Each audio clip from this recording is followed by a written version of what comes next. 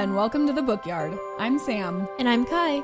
Before we jump into it, how was your week? My week was good. I went on a couple dates this week. That was pretty fire. That's so fun. Yes, one potential. Let's make up a fun code name. What's the code name gonna be?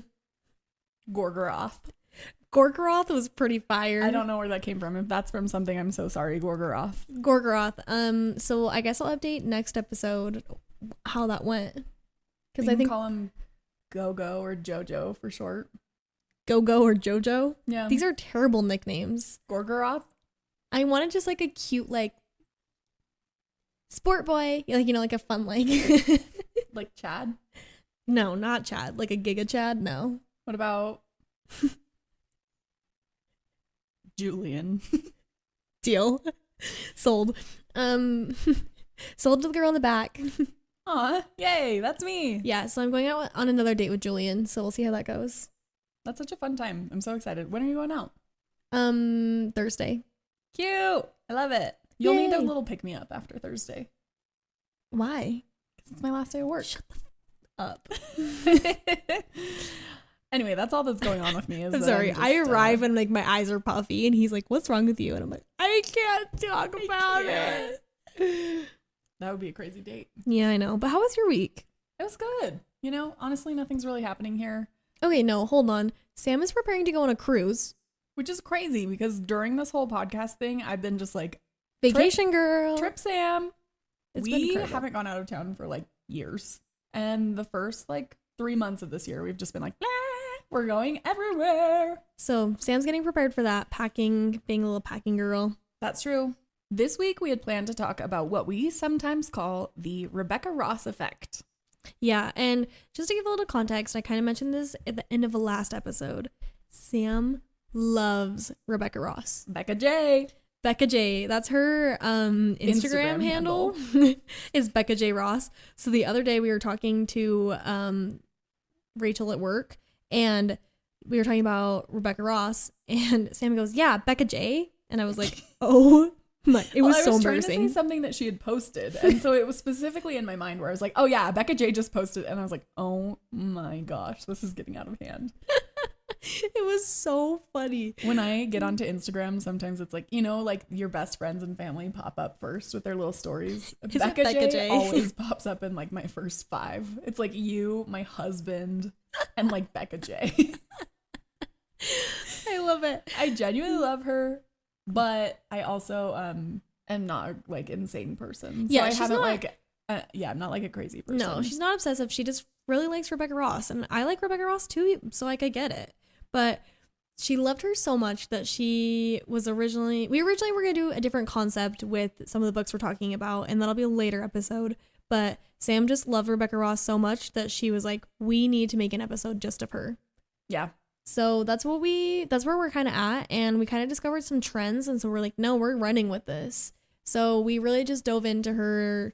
Is it called a discography if it's on books, or is that just music? Her bookography. Obviously, we're very smart women. Yeah, we is. So we started looking all over her Goodreads and just kind of going from there. True. And honestly, here's the real test.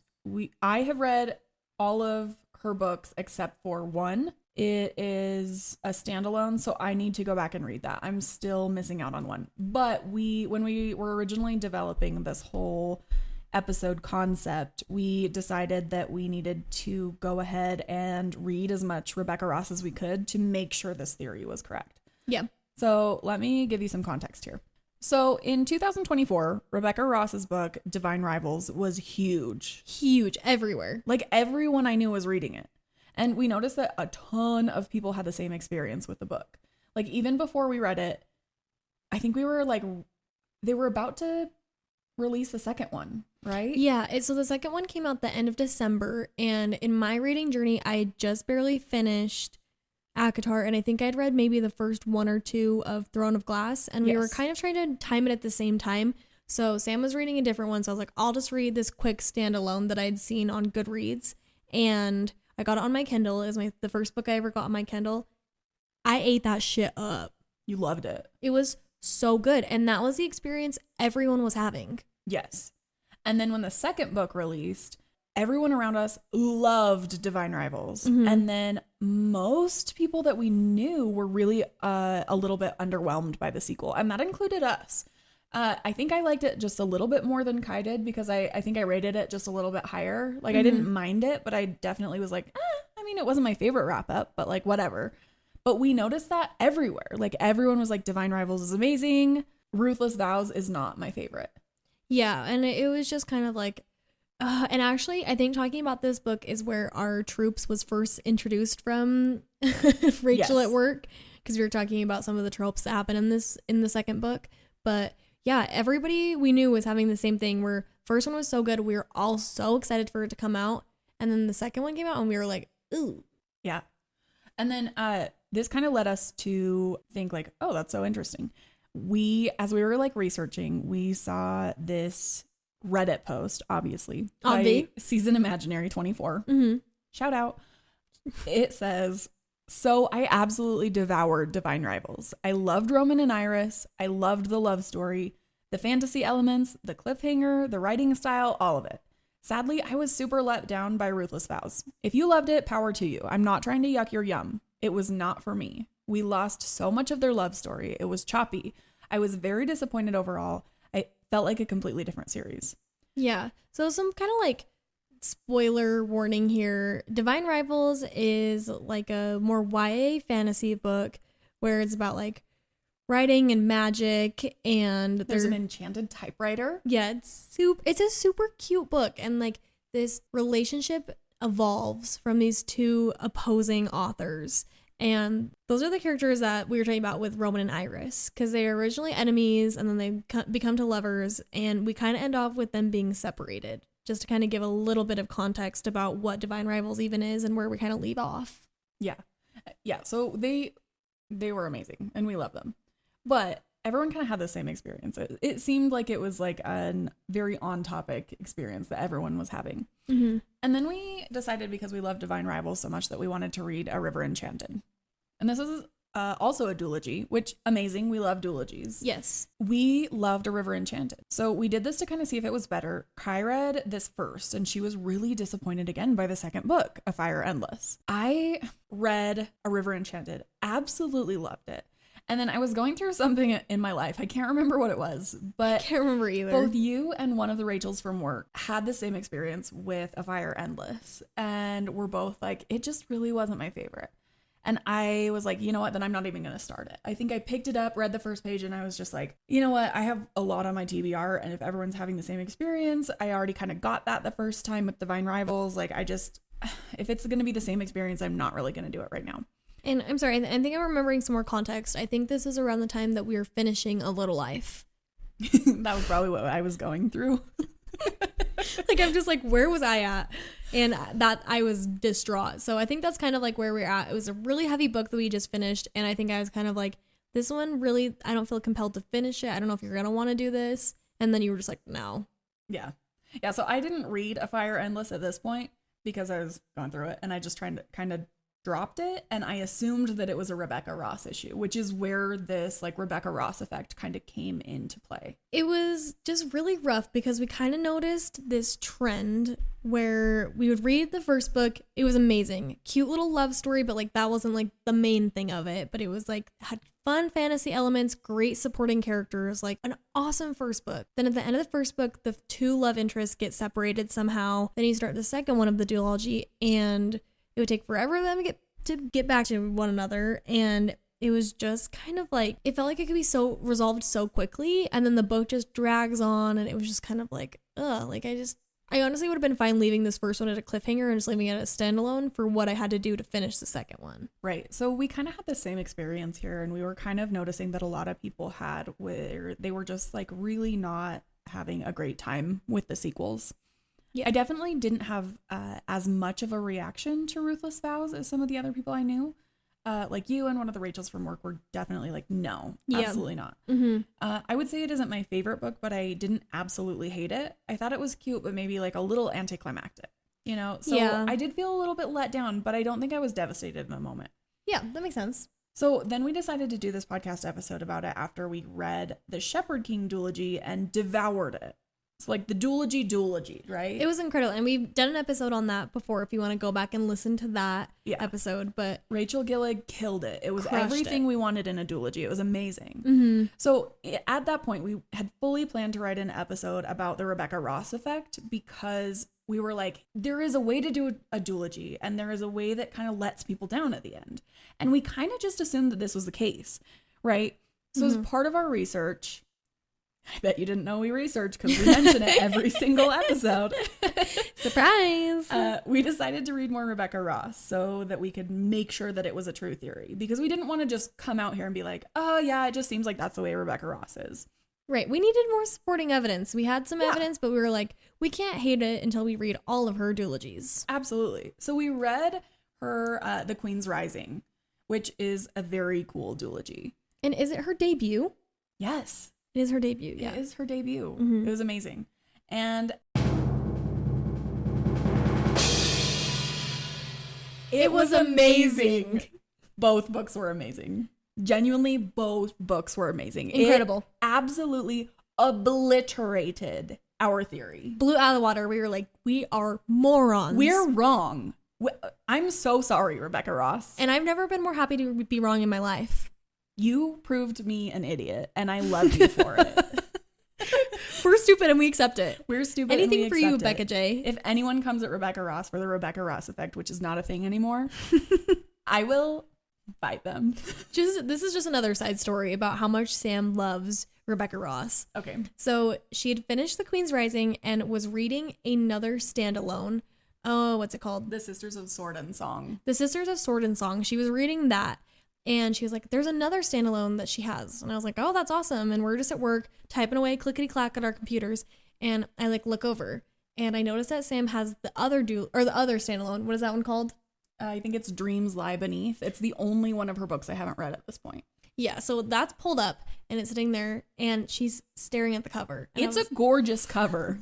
I was like, okay, whatever. You know, let time go by. She gets it on different tabs, doing her job, clickety-clack. And then I look over again. She's doing it again. And I was like, okay, you know. I let it slide. Excited. I let it slide because I'm just like, whatever. She does it for the third freaking time. And I was like, Sam, what is wrong with you? You are obsessed with this cover and it's unhealthy. And she just kept being like, look how pretty it is. I'm so excited. It's because I was hot off The Queen's Rising and I was like, I need to take a break. I read another book or two. And then I went into The Sisters of Sword and Song. Amazing. Incredible. As well. It was such a good standalone. Mm-hmm. And I was like, I was so wrong. I love her. Like, I love her writing style. I love everything about it. I was like, okay, I have to make sure before this episode comes back, I have read every single one of them. Obviously, I overshot. I'm not quite there. I'm almost finished A Fire Endless. And I actually found that a lot of my criticisms of the Divine Rival one weren't the same in this one, but that's okay. I haven't like quite finished it, so I can come back and tell you about it a little later because I will talk to you about Rebecca Ross again, I'm sure, at some point. I'm absolutely positive. But this specific cover, I don't know if you've ever seen the cover of Dreams Lie Beneath. It's so pretty, and I've just been so excited to read it, but I'm also really sad because it's the only one I haven't read. Yeah. So I'm a little bit like, once I read it, what do I do? The cover is really pretty, but she was showing her devotion through staring at the picture, and I was like, okay, girl. But also kind of talking about The Queen's Rising, they just barely released a new cover for it in like the honor of it being out for a certain amount of years. It is gorgeous. It's gorgeous. I need it. Go buy it. I need it now. And buy me a copy because I'm really poor right now. Me too. Buy 2 copies. Or you could just sponsor us and then we could buy copies. If Rebecca listens to this and sends us them. Becca J, I'm looking at you. I'm so sorry we hated those second ones. We were wrong. And I don't hate A Fire Endless. Sorry. I was just dumb. It's me, it's not you. But please also send us the new special editions of your books. Because we love them. Okay, let's jump into a little bit more about The Queen's Rising because it was so amazing and it really was the duology that changed our minds. For sure. Kai, do you want to be blurb, Kai? I will be a little blurb girl. Woohoo. Here we go. It says, when her 17th summer solstice arrives, Brianna desires only 2 things, to master her passion and to be chosen by a patron. Growing up in southern kingdom of Valenia at the renowned Magnalia house should have prepared her for such a life. While some are born with innate talent for one of the 5 passions, art, music, dramatics, wit, and knowledge, Brianna struggled to find hers until she was belatedly chose to study knowledge. However, despite her preparations, Brianna's greatest fear comes true. The solstice does not go according to plan, and she is left without a patron. Months later, her life takes an unexpected turn when a disgraced lord offers her patronage. Suspicious of his intent and with no other choices, she accepts. But there is much more to his story, and Brianna soon discovers that he had sought her out for his own vengeful gain. For there is a dangerous plot being planned to overthrow the king of Mavana, the arch-rival kingdom of Valenia, and restore the rightful queen and her magic to the northern throne. And there are others involved, some closer to Brianna than she realizes. With the war brewing between 2 lands, Brianna must choose whose side she will remain loyal to, passion or blood. Because a queen is destined to rise and lead the battle to reclaim the crown, the ultimate decision Brianna must determine is who will be that queen. With gorgeous description and detailed renderings of a world where not everything and everyone are what they seem, debut author Rebecca Ross weaves an intricate tale of revenge, loyalty, and ultimately self-discovery. Okay, pretty awesome blurb, not gonna lie, although some of it is a little bit misleading, I think, but maybe to give it kind of like the twists and turns that it's looking for, because it does talk about this mysterious lord, but this book had so many elements that I loved, and I know you're gonna talk a little bit more specifically about them, so I'm just gonna say, overall, I loved it, so many themes that I was obsessed with, and I just devoured this duology. Absolutely. I also think this duology, looking back on it, really taught me a lot about who Rebecca Ross is as an author and like the reasons that she does what she does in the sequels. For sure. So I'm going to talk a little bit about Queen's Rising because we have this list of things that we wanted to mention because they were things that we absolutely loved. So Kai's going to like jump in and out of this because we have this giant list here. Okay. So some of the things that we really loved were, first of all, Brianna is so relatable. She is such a good character because she isn't great at anything at first. Yes. I feel like a lot of times in fantasy and like any literature that's kind of geared towards like younger people and specifically like younger women, we get this awesome like protagonist and she's either like already amazing at one specific thing or she's just like, I'm super frail and not great at anything and I'm terrible. But Brianna's just like a normal person. Yeah. She goes to this really awesome school. Which that's totally Sam's shit. Totally my vibe. Like, give me a book where you're sent to like train for years and years and I love it. Absolutely. Because I think that you just love and respect somebody who works for what they're good at. Yes. Like, I know we just barely talked about that, but it's just like, it's so frustrating when a character comes in and it's like Twilight and Bella. She's terrible at everything for literally years. Can't even like walk. And then she's a vampire and suddenly she's amazing. And I know that like comes with powers, but it's just annoying. Well, and on the opposite end, we get Aelin. And I'm not going to like shit on Aelin because I love Aelin as a character from Throne of Glass, right? Yes. Wonderful. But you find her, if you come in and you're reading Throne of Glass, she is already like an assassin. She's great. An amazing assassin. Right. She is, spoilers, an undercover princess, you know? Like, she is already who she is going to be throughout the series in that she's amazing. And people just need to realize it, right? Right. There is some character growth, but she's pretty much who she is from the beginning. Absolutely. And, you know, I would say the same thing about who Brianna is inherently. Like, she has a really good heart. And she is really kind and strategic and just awesome. But she's not great at anything. So in this world, right, this house, they're called passion houses and they're set up for like 5 different houses. And Kai read a little bit about it in the blurb. There's art, music, dramatics, wit, and knowledge that you can study, right? Brianna goes in as like a young girl and her grandfather convinces the like matron to be like, hey, we'll admit you. Which one of the passions do you want to dedicate yourself to, right? And she starts with one and she spends a year on it, right? And she isn't great at it and then she goes to the next one. And she does it with all 5 of them. She realizes like, I'm not great at art. I'm really not great at like theater. I'm not great at music. I'm not great at wit.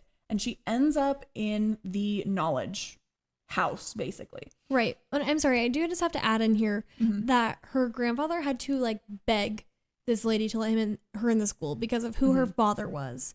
So she already feels this immense pressure because she doesn't know who her father is, but she knows that like it's somebody who like has a bad rep, so she has to really like prove herself as who she is and that she is worthy of something because of her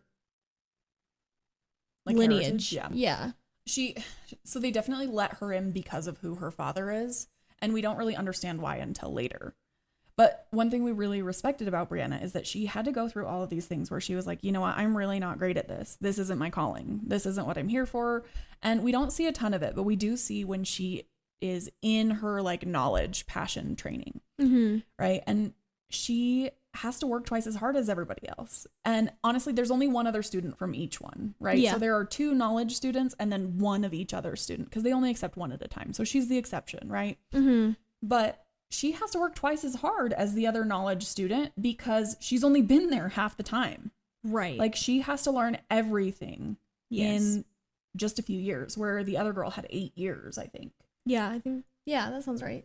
So we love that she was really hardworking and that she wasn't just immediately able to understand who she was and what she needed and what she was good at. Because isn't that reality? Like, for real. I'm 28 years old as of a few days ago. Yeah. Happy birthday, Sam. Yay. Honestly, there are still days when I'm like, wow, what am I good at? You know? Absolutely. It's I think so that's relatable. just the human experience. So we loved Brianna for that reason. We also loved in the book, there was some secret royalty aspects. We loved that there was secret royalty, but Brianna didn't have to be like a secret queen in order to be important. Yeah, because I think that authors, especially in fantasy and romantasy, love to pull that card of the main female character is the secret princess or the secret queen, and then that's what makes them important.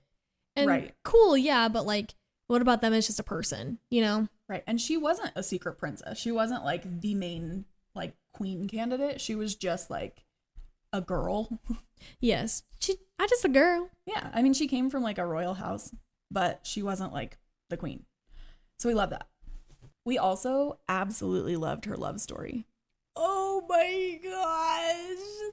It was so cute. It was so cute. It was with her master, Cartier. It's like her teacher. Which, kind of hot that she was like, yes, master. And I was like, I'm into it. I definitely was like, oh no, I have some reservations because of like ethical stuff. And then I was like, I know you did. At first, like, because you can tell, you know, like Rebecca Ross kind of leads you to who the love interest is. There's never any confusion. Yeah. So you can definitely tell. And I was definitely a little bit like, he's like a little bit older. He wasn't like a ton older. I think he was like 6 years older than her. He was 6 older. He was 6 units older than her. But I definitely had like some reservations. But as usual, every one of Rebecca Ross's love stories is like so incredibly sweet and respectful. So cute. Do you want to talk about one scene specifically with the love interest?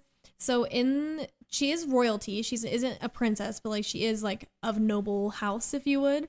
And they have a tradition where she's from where when you want to marry someone, like when you propose, they bring out a like giant quilt. And on the quilt, there's one ribbon hidden in it. And if you care enough, you'll search through the quilt and find the ribbon and pull it out. And then you can marry the girl, is basically what it is. And so as part of like a strategic thing, because, you know, Brianna is just absolutely strategy queen. There's this guy who wants to marry her. And so she pulls that thing and then obviously he doesn't find it. But then Cartier at the end wants to marry her. And he sits there all night looking for it, and like it was just so cute. It was so sweet. And he finds it. It was adorable. Okay, and when he finds it, I have the quote saved. Do you actually? It's right here. Yes, it's so cute. Okay. So he spends hours, like a full day, I think. At least overnight. I don't remember like, how far into the day. He spends so long looking for it, and he pulls it out, and he goes to her, and he says, "I love the heart that is within you," Cartier said, smiling as his tears fell. "I love the spirit you are forged from," Brianna McQuinn. If you were a storm, I would lie down and rest in your rain. If you were a river, I would drink from your currents. If you were a poem, I would never cease to read you. I adore the girl you once were, and I love the woman you have become. Marry me, lead my lands and my people, and take me as yours. Oh my gosh. I'm crying. It's so good. They're just so sweet. It's adorable. And they're so meant for each other. Absolutely. Oh my gosh. So we loved the love story. Yeah. It was gorgeous. Absolutely loved it. And honestly, it made me love the other love stories of Rebecca Ross's that we've read before, because it really is such a, like, the main male characters in Rebecca Ross books see the female main characters for who they are every single time. Yes. Like, isn't that what love really is? Like, love is to be seen, right? Yeah. And she does it so well. She really does. Every one of her main male characters loves the person, not just because they're beautiful and amazing and have so many talents, but for who they are in their hearts. And Cartier was such an embodiment of that. Absolutely. So that was just one thing that we really loved. And we've already touched on this a little bit. But we also loved that Brianna was so clever, that she was strategy girl. Mm-hmm. We also loved the found family aspect of this book. I love a found family. Yes, it was amazing. Like, she had actual found family. Like, she found a sibling, like a half sibling, and then she also was adopted into a new family. And she had all these, like, friends, and Cartier became her family. It was just adorable. Like, it was so much family. She also found a sister. Yes. Yeah. Oh my gosh. No, she had so many people at the end. And Brianna had this thing, like, when she was growing up, where she was just like, I don't know who I am. I don't know where I came from. I just have my grandpa. Yeah. And like, I don't really have anywhere that I really belong. And that was exacerbated by the fact that she didn't feel like she belonged in any of the other passions. Right. And by the end of this duology, she had completely found her place. She was like the heart of the group of friends. It was so beautiful. Cute. It was so cute.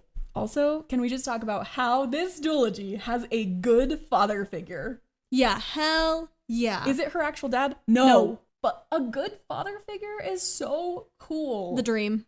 It's the dream. He takes care of her when she's injured. It's just so many good things. She also, in this duology, has a classic Rebecca Ross separation in the sequel. Classic. This is what we've decided is the true Rebecca Ross effect. The true, not the mean. I hate ourselves for the this. mean-hearted, sad, misunderstood Rebecca Ross effect. This is the true RR effect. Yeah, the true Rebecca Ross effect, I think, is making you fall in love with these characters, developing such a beautiful world, beautiful characters, and there's a love story. And then in the sequel, she separates them and you get to see them forge their own path, which is amazing. Yes. Yep. It's so cool because you never once have these people blend into like a couple, right?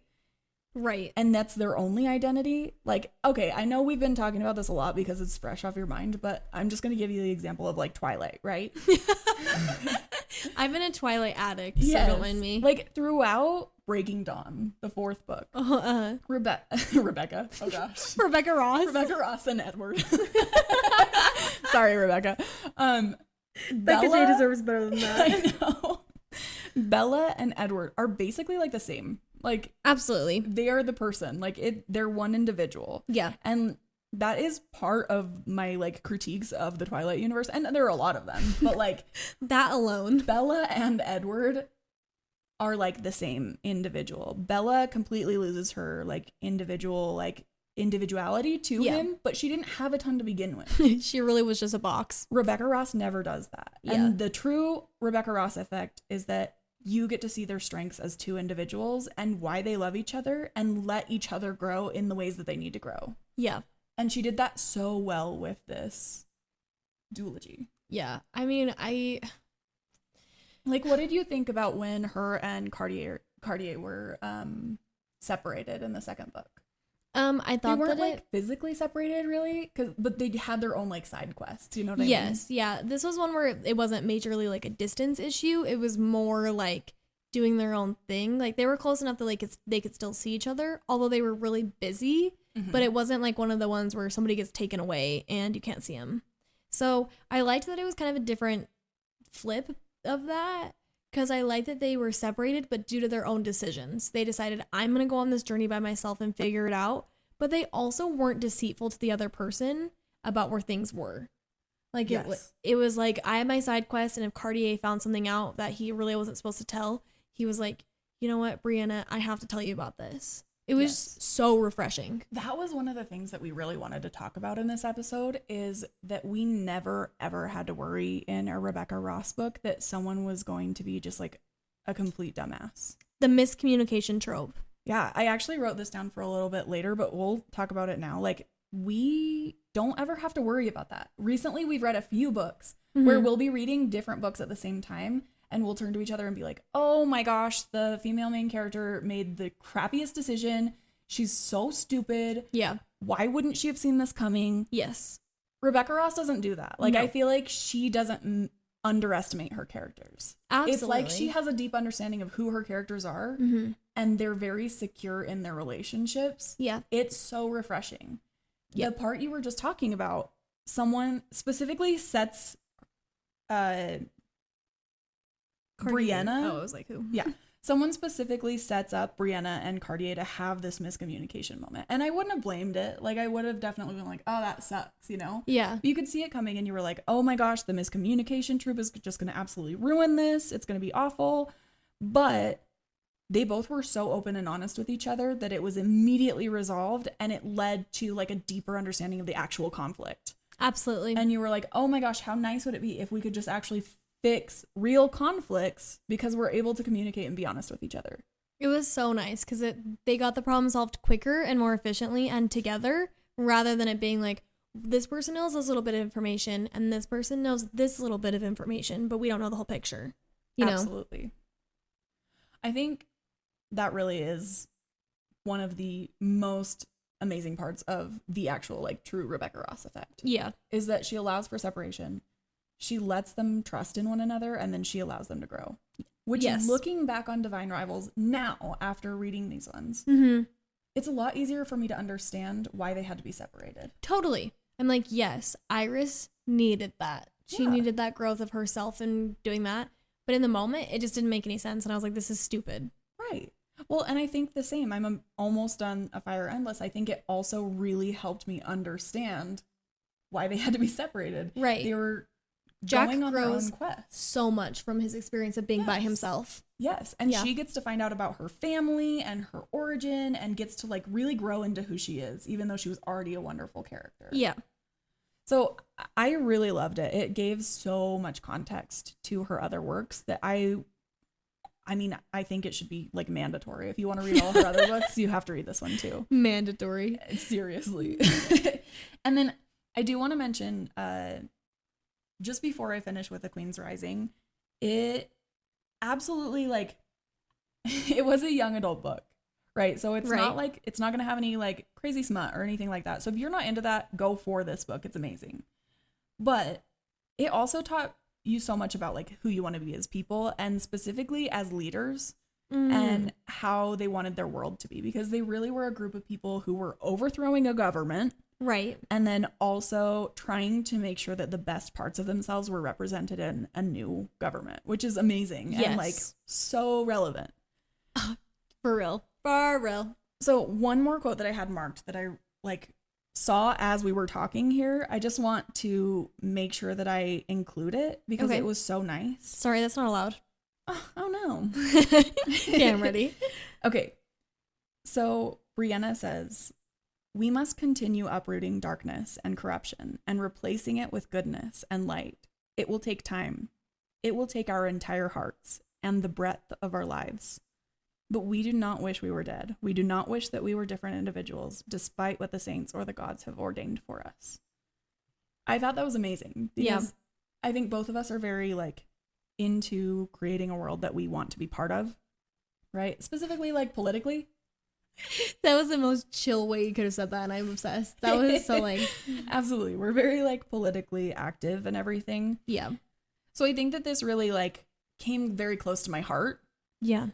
Because I think that's part of what we want to do. Not only obviously as readers, but as people. I love that in this book, she talks specifically about how this process of replacing bad with good in our lives and the world around us takes what she says is the breadth of our lives. I think that's amazing. Yeah. I think it's wonderful. I think it really like encompassed the whole message of this duology for me, where they really were forming just a better future for themselves and the people around them. Yeah. I think that also is a very big theme in a lot of Rebecca's works. Yes, I would agree. We also recently read The Sisters of Sword and Song, mostly because it was on Kindle Unlimited, and I was just like into my like Rebecca Ross moment, and I was just like, I'm gonna read every single one of them, and I read it in like a day. I was just like, I did as well, actually. This was her standalone, one of the two. Yes, and it was really great.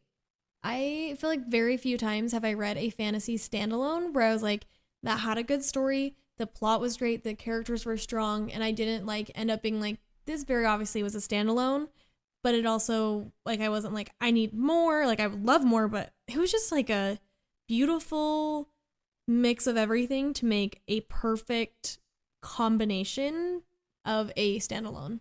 Yes, and honestly, I think it was everything that Rebecca Ross duology was, but condensed. Like, she still went through the same phases. She really does know how to take, like, a formula and make it a completely different story that I still love and I still want to read. Yes. There absolutely was still a separation after a beautiful love story.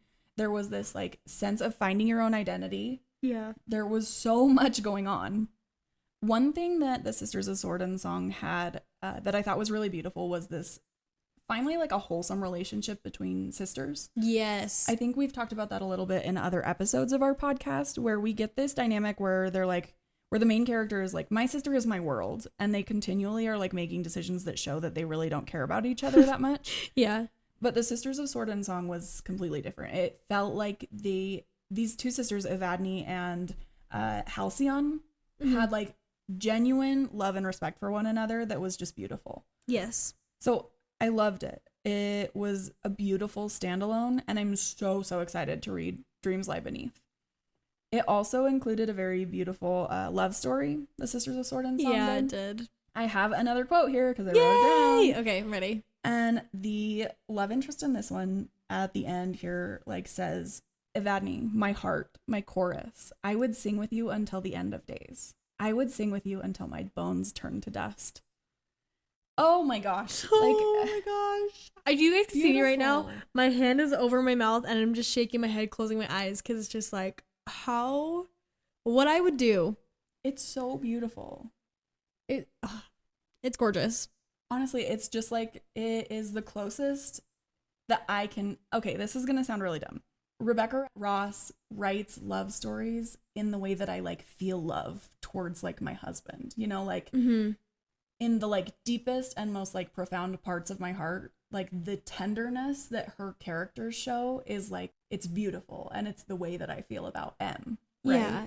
And I actually was going to touch on that. I was going to say I have something silly to say too, but I feel like a lot of times with romance books or even romantasy, we've talked about like even in the MMC breakup, it's just like it creates these unrealistic expectations of like what you want things to be. But I feel like with this, it isn't unrealistic. It's just like what the expectation is. No, it's absolutely like a very quiet and profound like tenderness and like care towards another person. Yeah.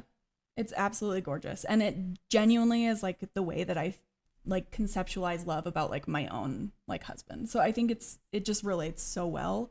Yeah. And I am just so like glad that I get to like read that kind of thing. It's obviously, you know, there are moods. Sometimes you just want to read like a very fun, quirky thing. But like when I want to read something that's like tender and that I want to be close to my heart, I feel like Rebecca Ross has definitely become one of those authors for me. Yeah. And I love that for you. I love it. Okay. And then just wrapping up, just because obviously love Rebecca Ross here. I don't know if we've said that enough. Do you think we like her? No, I'm needing a little bit more convincing. Perfect. I think the only other thing that I would say is that I genuinely just love the way that she writes women. Yeah. I love that she writes women, obviously because she is a woman, but she writes them as like whole people. Yes. You know, they're not constantly only thinking about a mission, and they're not constantly only thinking about their relationships or their own identity, but she really wraps up who women are very beautifully. And I really admire that about her. Yeah, I completely agree. I also think that she world builds pretty well. Obviously these aren't like very high fantasy or like high sci-fi books or anything like that. Yeah. Like it's not ever going to be like really hard to dive into the world of Rebecca Ross, but you can tell she does really intense research on it. Yes. Like, for example, the Sisters of Sword and Song is based on like Greek culture from like a long time ago, right? So they have like this pantheon of gods and everything, and it's just like, it's really beautiful. The names are harder to pronounce, obviously. Made it a nightmare for me, but yeah, I mean, you get a lot of French influence in Divine Rivals, which is where like you get hard names to pronounce and everything, and you're just like, oh my gosh, I'm struggling here. Yeah. Not me like YouTubing like how to say this name. Oh my gosh, you have to be careful in doing that though, because when we started Throne of Glass, we did that, and literally the first thing it says Sam, and then it says haha R.I.P. Oh yeah, absolutely. It ruined it. And we knew Sam was gonna die. We knew Sam was gonna die before like we even got there. That was devastating. Spoilers. I'll try to put that in my description. Sorry guys. Oopsie poopsie. But no, we definitely needed some pronunciation help and everything. But I really do think she immerses herself in the like background and the world building of them. But I love that it's really accessible. It's not like, oh my gosh, this is so complicated, I'm really not understanding it, you know? Yeah, absolutely. Speaking of the world. Speaking of Rebecca Ross world building. Rebecca Ross. She actually has a new book coming out called Wild Reverence. It's coming out September 2nd. And this is in the same world as Divine Rivals. So she announced that not too long ago, actually, and we're pretty excited because I don't know if you know this, but we kind of like Rebecca Ross around here. How did you guess? So we're excited for that. You should also tune in. We're obviously going to be doing an episode on that. So, okay, just to finalize this episode, Becca J, you are a light. This episode is not sponsored by Rebecca Ross, but it could be for free because we love her. Or it could be Becca. You could just... It could Becca, be for money. Are we on that level now, Becca? Can I just call you Becca? We love you. But I will say, I don't want to take away from anyone's legitimate criticisms of Rebecca Ross's books. Rebecca Boss. Oh my gosh. My love seeped into my language. Rebecca Boss. I was like, damn. I don't want to take away from anyone's legitimate criticisms about Rebecca Ross's books. Because I do think, you know what? Sure, there are some things about Divine Rivals and Ruthless Vows that like maybe were legitimate. Like maybe it did drag for a reason. Yeah, except we won't accept any criticism on the Queen's Rising. Thank you very much. Queen's Rising, absolutely not. But I definitely feel like reading her other works really kind of gives you an idea of who she is as an author and why she does what she does. And I really do think it's a lot more valid than I originally gave her credit for. Okay, so just to kind of touch base with you guys, because we love you and want you to be involved and know that we're not just dead. We are going to be taking a 1 to 2 week break just because Sam's going to be out of town and we have a lot of life adjustments going on at the moment. So we're just taking a quick little step back of posting episodes, but we will be back, I promise. And when we come back, we're going to be doing an OG Hunger Games type episode. Right before the release of Suzanne Collins' next book that's coming out, which is about Haymitch, and we are so genuinely excited about it. So again, we're so sorry we're missing, honestly, it's going to be 1 to 2 weeks. We just really have to go ahead and get a few of these episodes recorded and edited and taken care of. And it's been such a crazy nightmare with school and a new job and honestly everything that's going out of town. So we will be back and we will be jumping into OG Hunger Games, and then also right after that we'll be talking about Suzanne Collins' next book, which is called Sunrise on the Reaping. Yay! It comes out April 17th? April 7th. March 18th. Damn. March 18th. Can you believe it? We are so close. Oh my gosh. We need to figure out where to get a copy of that. Anyway, so we'll be back with that. Don't miss us too much, but on that note, we post every Monday except for these next 1 to 2 Mondays. And if you're needing your fix throughout the week, we also do post on our Instagram, TikTok, and YouTube. So you can find us there at the Bookyard Pod. We will still be active there. You can't miss us too much. We'll be there. So have a good week. See you guys.